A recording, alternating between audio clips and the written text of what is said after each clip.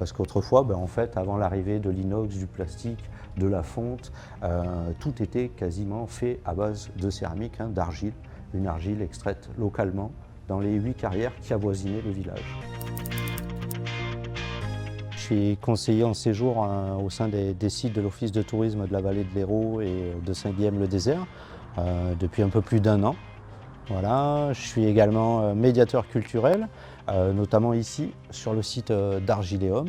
Donc j'anime, je propose des visites guidées aux visiteurs et aux groupes qui souhaitent découvrir ce lieu emblématique de la production céramique traditionnelle et locale de Saint-Jean-de-Fosse.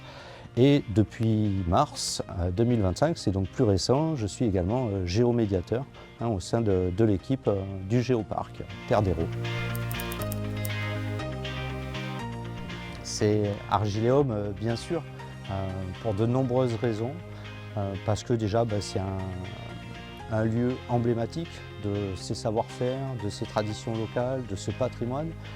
L'atelier Sabadell, c'est l'ultime vestige finalement des grandes heures de cette industrie céramique qui se déploie ici quand même pendant plus de 5 siècles.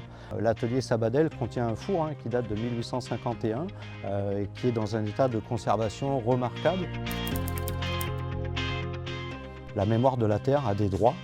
Dans le contexte qui est le nôtre, je trouve que ce n'est pas inutile, ce n'est pas superflu et c'est plutôt une bonne chose.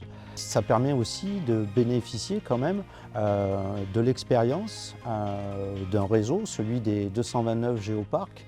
C'est aussi l'occasion quand même de souligner le formidable travail qui a été entrepris par les acteurs associatifs, par le département qui a porté le projet et puis la qualité surtout du travail scientifique préalable.